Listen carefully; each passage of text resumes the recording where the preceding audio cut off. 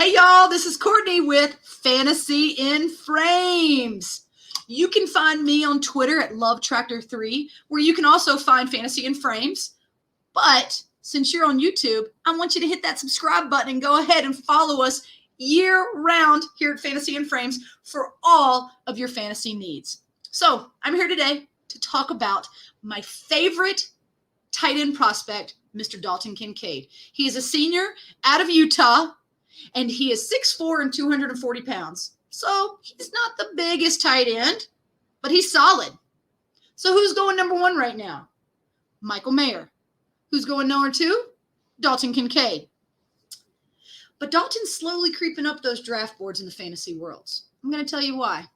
So, Pro Football Focus, Trevor Sakima, gave Kincaid an overall rating of 90.2. I know what you're saying. What's an overall rating? Well, basically, it's a grading scale where receivers who go above and beyond their position, they get points. 100's the highest, so Dalton Kincaid got a 90.2. Michael Mayer, 92.5. So they're not that far off. As a receiver, his overall grade was a 91.8. You know what Mayer's was? 91.6. So again, it's like a flip of a coin. I'm willing to wait for Kincaid. I am willing to let Kincaid fall to me and not go happy and jump up and grab Mayer, especially in tight end premium, because I think Kincaid is going to perform. So last year, 2022, he was the third ranked NCAA tight end. He finished his season at Utah with 890 yards on 70 receptions and 8 touchdowns. Let's go to his strengths. So first one is his ball control and his incredible hands. They're like sticky hands. So growing up, Kincaid was a basketball player. He did not think he was playing football. Tight end's actually a new position for him that he started playing at Utah. So his vertical leap from all those years of training in basketball is very impressive. When you see him jump up for that contested ball in the air and come down with the ball and beat those defenders, that's what you're looking for in a tight end. That's what you want. You know how many fumbles he had at Utah? 0. Again, that's huge. So if he can come down with the ball and he can keep the ball under control, what's that going to produce? Yards after the catch. Last year he averaged 12.4. I'll take it. Another one is his strength. I already said that he's not the biggest tight end, but he is strong and he is solid. He jukes and jibes past defenders. He hurdles them. He barrels into the end zone. It's like that nose just wants to always go right into that end zone. He makes his routes in the open field. They're clean. He gets the ball, gets those yards after the catch. He's pretty, overall, very solid. He does have some weaknesses, though. The first one is his blocking.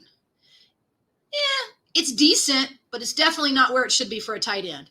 Okay, what does a tight end do, right? A tight end either receives or he blocks on the line, usually out there on the edge.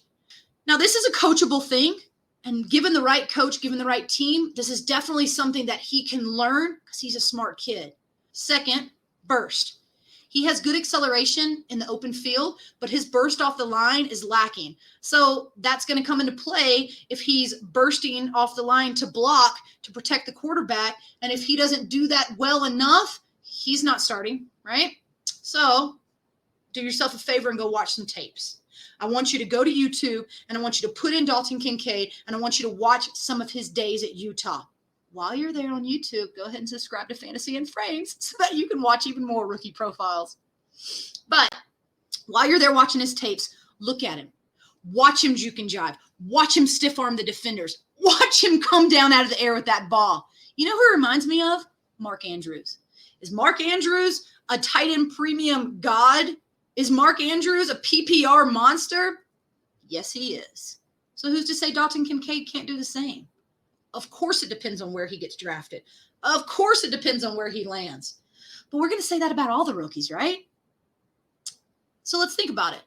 Does he go to the Chargers? Does he go to the rumored Bengals? That would be awesome if Joe Burrow or Justin Herbert was throwing to him over the middle. He would be very successful there. And then a team like that, a successful offensive-minded team, I think he could be a starter right out of the bat, right out of the gates.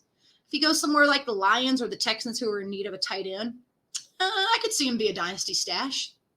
But Greg Dulcich was a dynasty stash last year, and he ended the season strong. Of course, we didn't know what was going to happen in Bronco land, so, that's why we stashed him. He was hurt the first part of the season, and then he came out of the gate swinging. He was a waiver wire darling. That could be Kincaid if he got drafted to a lower offensive team. So let's do this thing. Let's wait for Dalton Kincaid. Let's draft him in a rookie draft, mid-second round, maybe towards the end. Stash him if you got that taxi spot in a dynasty, but wait for him. Because even though he is an older rookie at 23, he is a smart kid that is going to make his most of his time in the NFL, and he is going to be worth the wait, and he is going to be worth the grab. So go get him. All right, guys, this was fun. I loved it. Follow us on Fantasy and Frames. I'm Courtney. I'm out of here.